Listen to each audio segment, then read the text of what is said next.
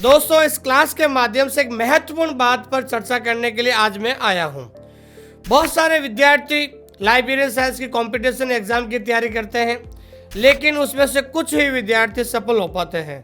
लेकिन जो विद्यार्थी सफल नहीं हो पाते हैं उनके लिए एक विशेष वीडियो है, क्योंकि बहुत सारे जो विद्यार्थी होते हैं लाइब्रेरी साइंस को लेकर बहुत ज़्यादा कंफ्यूज रहते हैं कि आखिरकार इसको कैसे पढ़े। लेकिन जब तक मेरा ये मानना है कि जब तक इस लाइब्रेरी साइंस को विद्यार्थी अगर पढ़ना सीख नहीं पाता है तब तक वो हमेशा असफल ही रहता है।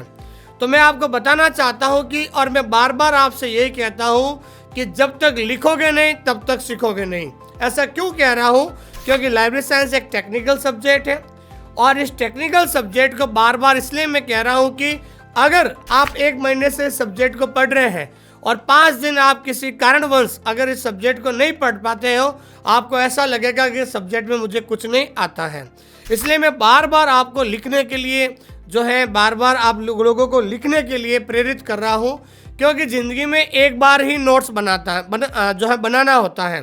क्योंकि लाइब्रेरी साइंस के अंदर ज़्यादा बड़ा सिलेबस नहीं होता है, मुश्किल से 100 टॉपिक होते हैं। अगर विद्यार्थी रोज़ का एक टॉपिक भी लिखता हो तो अगले 3 महीने के अंदर वो सिलेबस पूरा कर लेता है, और अगले 3 महीने के अंदर अगर वो प्रॉपर रिवीजन और प्रैक्टिस करता है तो 6 महीने के बाद उसके अंदर खुद के अंदर एक कॉन्फिडेंस आ जाएगा और उसे लगेगा कि वास्तव में मैं अब लाइब्रेरियन बन सकता हूँ।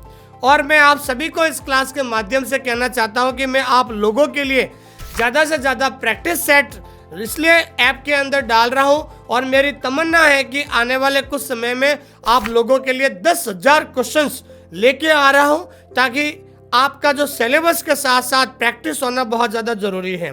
असफल विद्यार्थी परीक्षा में क्यों नहीं पास हो पाता है? क्योंकि वो क्या करता है, सिलेबस तो पढ़ता है, लेकिन जैसे वो एग्ज़ाम में बैठता है तो उसके मन में ऐसे बहुत सारे क्वेश्चंस जो होते हैं बहुत ज़्यादा कंफ्यूज करने वाले होते हैं, डाउट होते हैं। तो ऐसे कंफ्यूजिंग वाले क्वेश्चन को सही करने के लिए आपको ज़्यादा से ज़्यादा एमसीक्यू सॉल्व करना है, और एमसीक्यू ज़्यादा से ज़्यादा सॉल्व करोगे तो आपका हर एक टॉपिक का कॉन्सेप्ट भी क्लियर होगा। और ज़्यादा से ज़्यादा एमसीक्यू सॉल्व करोगे तो मेन एग्जाम में जब आप बैठोगे, चाहे आप ऑनलाइन एग्जाम दे रहे हो चाहे ऑफलाइन एग्जाम दे रहे हो, वहाँ पर किसी भी सवाल पे आपको किसी प्रकार का डाउट या फिर कंफ्यूजन नहीं रहेगा। जैसे ही आप सवाल पढ़ोगे तो 4 ऑप्शन दिए हुए होंगे और सीधा सही ऑप्शन पर आपका हाथ जाएगा, और वहाँ पर वो सही क्वेश्चन पे आप टिक लगा सकते हैं दोस्तों। तो इस क्लास के माध्यम से मैं आपको फिर से कहना चाहता हूँ कि, और मेरा एक टैगलाइन भी बना लिया है दोस्तों, कि आप सभी से मेरा विनम्र निवेदन है कि इस बाइलिंगुअल कंटेंट जो हम आपको प्रोवाइड करवा रहे हैं हिंदी और इंग्लिश, क्योंकि जो विद्यार्थी हिंदी और इंग्लिश दोनों भाषाओं में पढ़ेगा उसका एग्जाम के अंदर बहुत अच्छा पेपर जाएगा। और मैं फिर से कह रहा हूँ कि कम से कम क्वेश्चन हिंदी और इंग्लिश में दोनों में पढ़ने की अभी से आदत डाल दीजिए।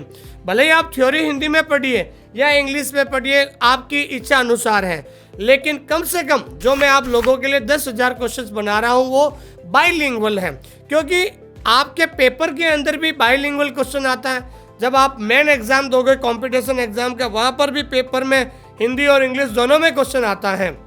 उससे पहले अगर आप जिस तरीके से कंपटीशन एग्जाम दोगे, जिस तरीके से आप मेगा टेस्ट दोगे, वहाँ पर भी हिंदी इंग्लिश में क्वेश्चन होंगे, तो मेन एग्जाम में किसी प्रकार की कोई प्रॉब्लम नहीं रहेगी।